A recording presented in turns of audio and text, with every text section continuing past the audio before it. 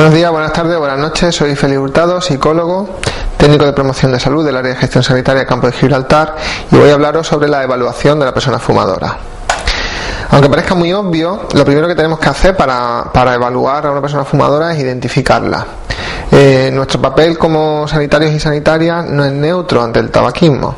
Es decir, de alguna forma indirecta, cuando una persona fumadora interactúa con su médico, con su médica, por ejemplo, y este médico, esta médica no saca el tema del tabaco, no pregunta, no interviene, el mensaje indirecto que está dando es de aprobación, y hay evidencia sobre esto, ¿no? Por eso es importante que como sanitarios y sanitarias preguntemos a nuestros pacientes si fuman o no fuman, y ya luego veremos qué tipo de intervención es la más adecuada en cada caso.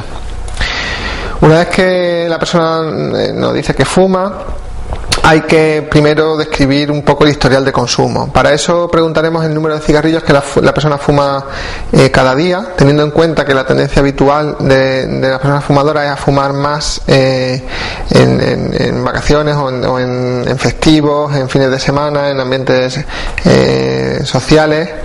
Pero bueno, hay que hacer más o menos una media y preguntarle de media cuántos cigarrillos fuma cada día. Luego hay que preguntar también si la persona ha hecho intentos previos para dejar de fumar. Esta información nos va a resultar útil, sobre todo porque la evidencia dice que una persona para dejar de fumar generalmente realiza 2 o 3 intentos ineficaces antes de conseguirlo definitivamente. Por lo tanto, saber si lo ha intentado antes y saber cuál ha sido la causa o las causas de recaída va a ser muy importante de cara a nuestra intervención. Y además hay que preguntar el tiempo que la persona lleva consumiendo y calcular con qué edad comenzó a fumar. Hay también estudios muy interesantes que ponen de manifiesto que hay diferencias entre las personas que han empezado a fumar antes de los 16 años y las personas que han empezado a fumar después. Parece ser que las personas que han empezado a fumar antes de esta edad presentan una mayor cantidad e intensidad de síntomas del síndrome de abstinencia fisiológico cuando comienza la deshabituación. No pasa nada, se puede dejar de fumar, hayas empezado a fumar con la edad que sea, pero son diferencias que nos va a venir bien conocer de cara a nuestra intervención.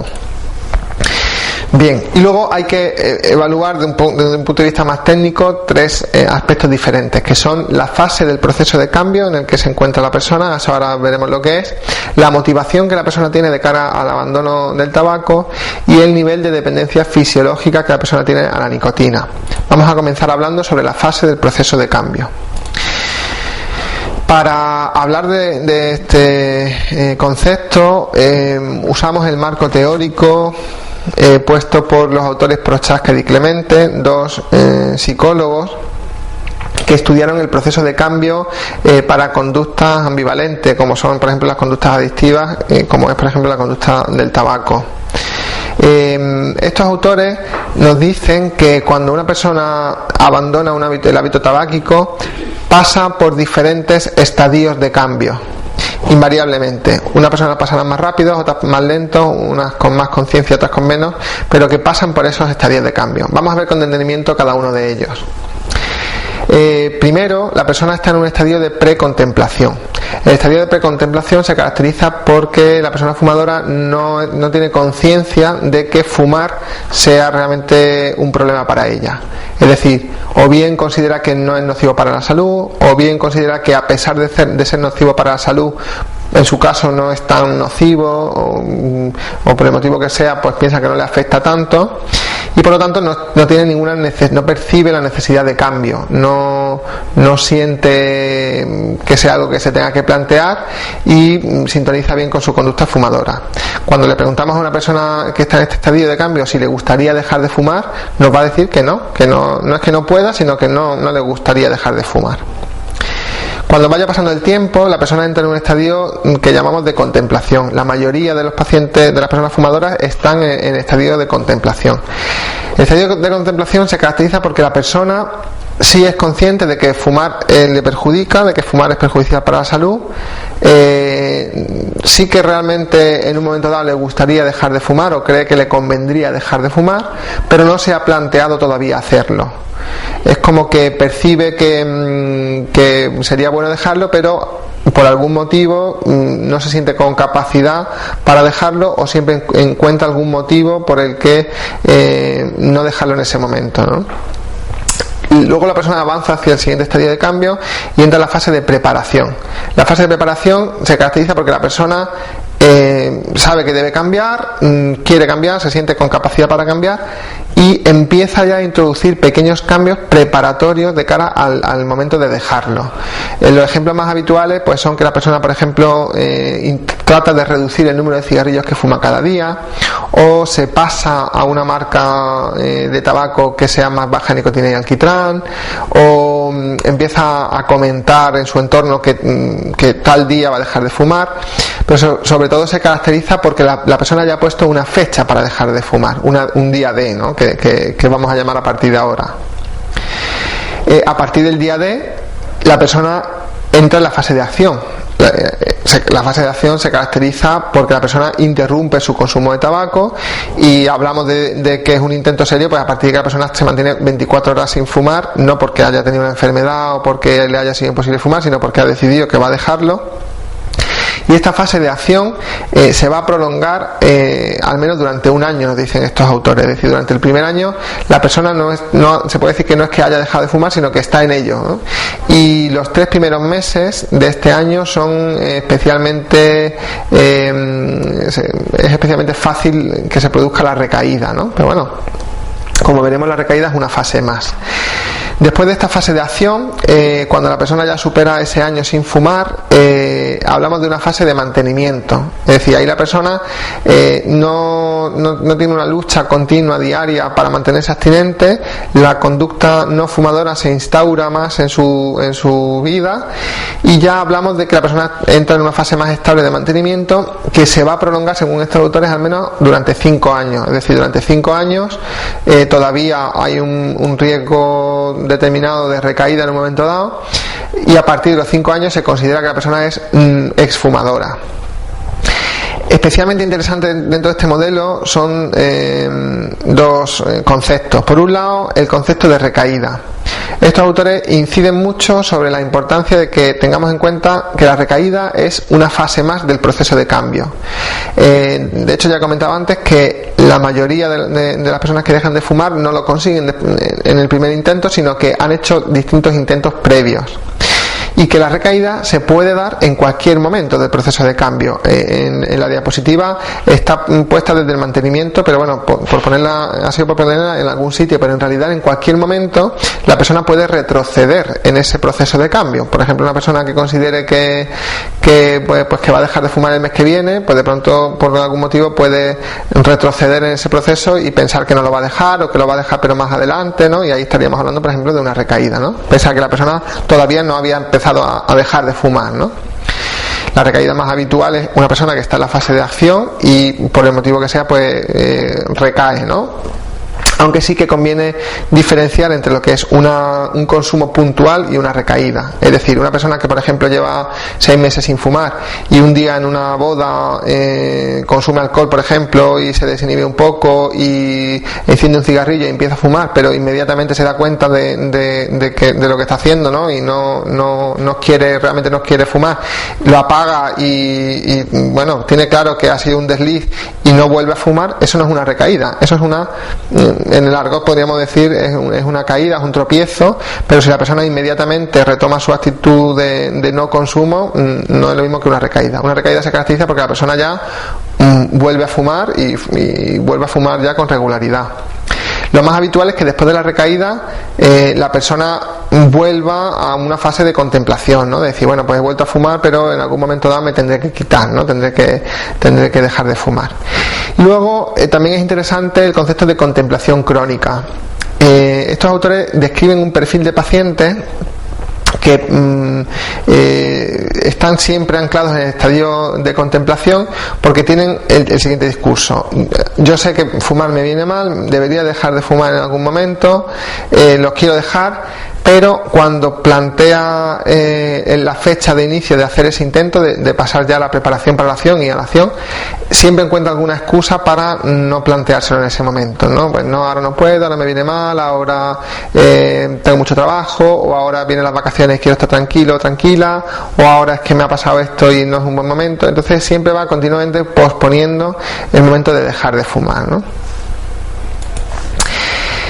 Es muy importante evaluar en qué estadio de cambio se encuentra la persona, ¿no? Y para eso no debemos de perder de vista las preguntas clave. Este algoritmo que os presento en la diapositiva y que está a vuestra disposición en el campus virtual esquematiza muy bien las distintas posibilidades. Si le preguntamos a una persona si fuma y nos dice que sí, la siguiente pregunta que tenemos que hacerle es si le gustaría dejar de fumar. Si nos dice que no le gustaría dejar de fumar, pues ya tenemos muy claro que estamos hablando de una persona que está en un estadio de precontemplación porque no percibe la necesidad de dejarlo.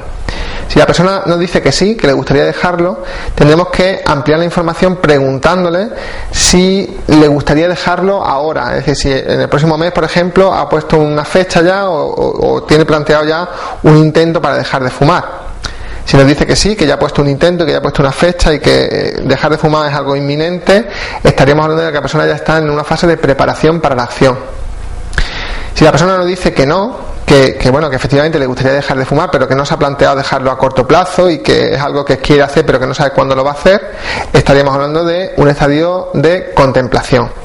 Y por otro lado, si la persona nos dice que no fuma, o bien será porque es una persona que dejó de fumar hace años y ya estaríamos hablando de un no fumador en el caso de que lo haya dejado hace más de 5 años, o si lo ha dejado hace menos de 5 años, pues la persona estaría en una fase de acción o de mantenimiento, ¿no? En función de si ya lleva un año sin fumar o más. Y si nunca ha fumado, pues es una persona no fumadora, ¿no? ¿Por qué es tan importante conocer el estadio de cambio de la persona fumadora? Pues es muy importante porque nuestra intervención va a estar determinada por el estadio de cambio. Es decir, la tentación que tenemos siempre ante una persona fumadora es directamente tratar de que deje de fumar. Y eso no siempre va a ser posible. Solamente va a ser posible en determinados casos. Por lo que ante una persona que esté en un estadio precontemplativo, tenemos que desplegar la intervención conocida como intervención básica tipo 1 o consejo mínimo, que ya veremos más adelante en qué consiste. La persona que está en un estadio contemplativo hay que desarrollar una actividad, una actitud y una intervención completamente distinta, conocida como intervención básica tipo 2 o entrevista motivacional. Y para la fase de preparación, acción o mantenimiento también habrá que hacer una intervención diferente, conocida como intervención avanzada en tabaquismo, ¿no? Que aunque no es el objeto principal de este curso, sí que las describiremos más adelante para que conozcáis en qué consisten estas intervenciones. Este curso es de formación básica y por lo tanto vamos a hablar de la intervención básica tipo 1, intervención básica tipo 2. Para evaluar la motivación que la persona tiene hacia el cambio, que es otro de los aspectos importantes a valorar, lo más determinante va a ser la propia entrevista clínica. Sin embargo, para cuantificar este aspecto, uno de los instrumentos más utilizados es el test de Richmond de 1993, que sirve para valorar la motivación a la hora de dejar de fumar. No suple a la entrevista clínica, en el sentido de que la entrevista nos va a dar información probablemente más exacta o igual de útil. Y además, en nuestra experiencia hemos encontrado que personas que puntúan medio o bajo en este test, realmente hay un problema ahí de motivación, o de que realmente la persona no termina de tener muy claro que quiera dejar de fumar. La persona que realmente está motivada puntúa generalmente muy alto en este test. Y aquí tenéis el test, ¿eh? Son 4 ítems. ¿Querría usted dejar de fumar si pudiera hacerlo con facilidad? Fijaos, esto es importante, os llama la atención la pregunta, ¿no? ¿Querría dejar de fumar si pudiera hacerlo con facilidad? Porque lo que pretendemos es medir si la persona alberga el deseo de dejar de fumar, no si se siente más o menos capaz, ¿eh? Simplemente, oye, si tú pudieras dejar de fumar fácilmente, si tú tuvieras una varita mágica y pudieras de pronto ser no fumadora o no fumadora, ¿lo dejarías?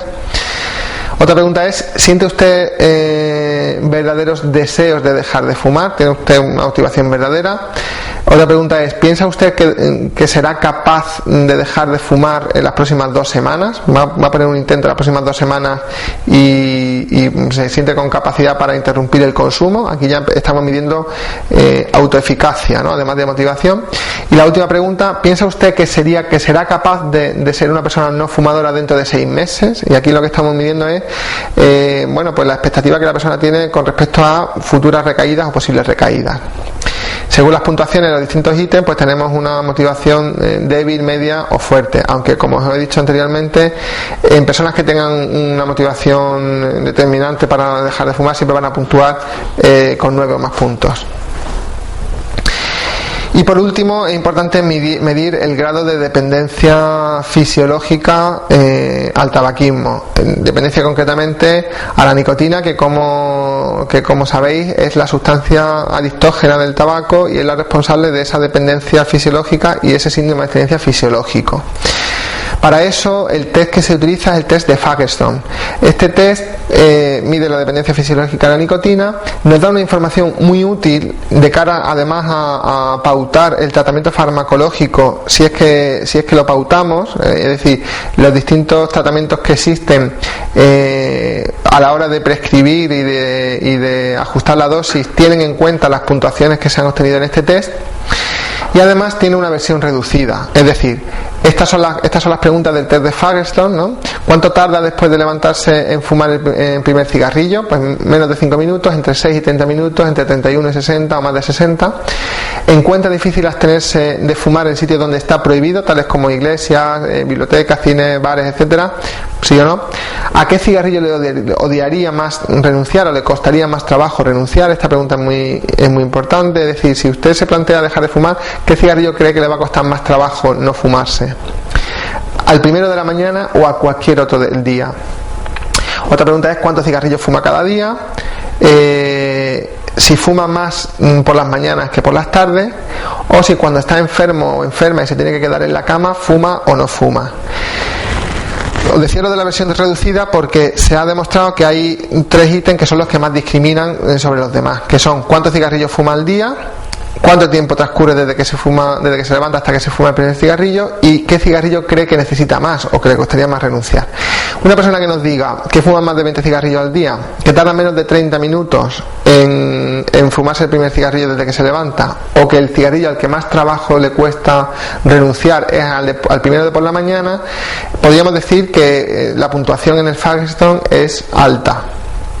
Esto está relacionado pues el número de cigarrillos, pues porque así estamos midiendo la ingesta de nicotina diaria, y el hecho de que la persona empiece a fumar muy temprano por la mañana o que le cueste mucho trabajo dejar el primer cigarrillo de por la mañana se debe a que durante la noche los niveles de nicotina en sangre bajan mucho y por la mañana el síndrome de abstinencia ya es patente y los síntomas están presentes. Entonces, cuando esto se da, significa que la dependencia fisiológica, que no psicológica, es alta.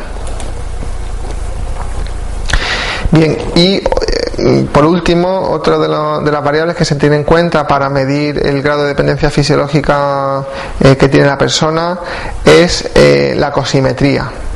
El cosímetro es un aparato que se utiliza para medir el nivel de monóxido de carbono en sangre a partir del monóxido de carbono exhalado. Y existe un cosímetro en cada unidad de gestión clínica de atención primaria y de atención hospitalaria. Es importante que sepamos cómo utilizarlo, porque este aparato se utiliza tanto para dar una muestra objetiva a la persona de cómo el tabaco le está afectando, como para que una vez que la persona deja de fumar vaya viendo a corto plazo cómo su cuerpo va eliminando ese monóxido de carbono que hay acumulado, ¿no? Entonces voy a explicar brevemente cómo se utiliza el cosímetro. Bien, este aparato es el cosímetro y os voy a explicar brevemente su funcionamiento. Primero cogemos una boquilla de cartón desechable, la acoplamos y pulsamos el botón a la opción de partículas por millón.